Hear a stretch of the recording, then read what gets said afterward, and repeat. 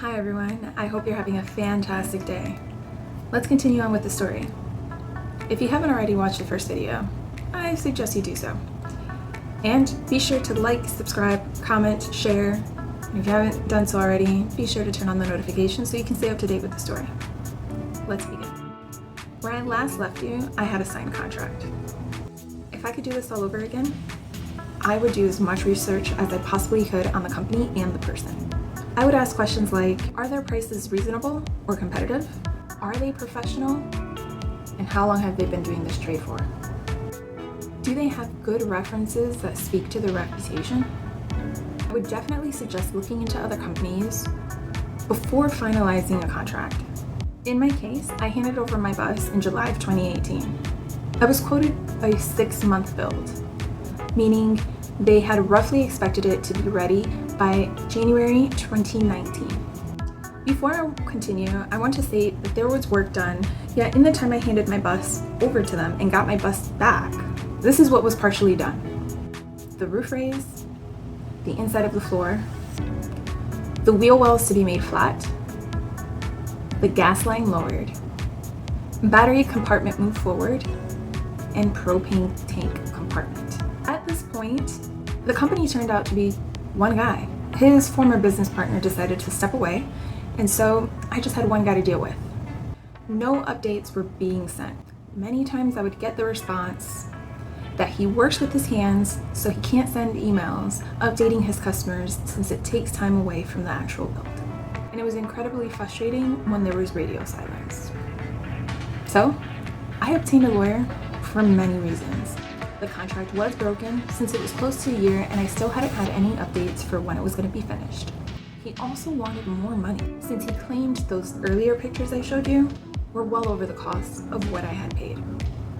I wanted to get out, and I also didn't know what I was entitled to move forward from this. If I could do this all over again, I would research things like, what consumer laws protect you in the state that you are in? What does a bill contract look like? What does it include? Either an itemized breakdown of billing, invoice, of the work that's being done, as well as what products are being used. And most importantly, what time frame, if any, is expected in it. So you are well aware of what to expect before jumping into it. I know what you're wondering. Does this mean that you will go through this? And the short answer is no. However, this is a possibility of what one outcome can look like. So hopefully this information will help you be a better consumer and knowledgeable and a little bit more responsible prior to committing to any contract.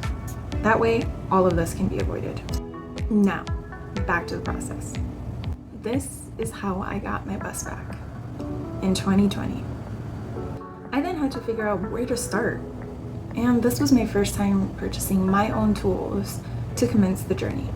Still needed a home to be finished. Make the decision to use my good credit, use my credit cards, and finish as much as I could.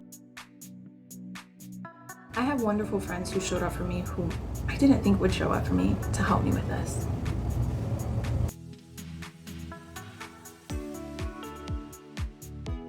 I know. You were probably wondering, what was the outcome of the lawsuit? This was another hard lesson I learned. Get a good lawyer. I ended up losing the suit because they painted me to be a villain. They used things from my past in that present moment. There were 7 jurors that believed that he was incapable of doing his job because of me.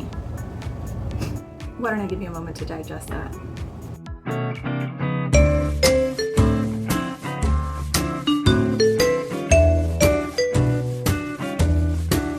I hope I didn't cause your eyebrows to furrow too much. In the end, I hold true to my words, and I don't feel like I let him win. I still have my home, and I'm an advocate for this lifestyle, particularly my journey. So, I hope this was informative and helpful. Stay tuned for chapter 3.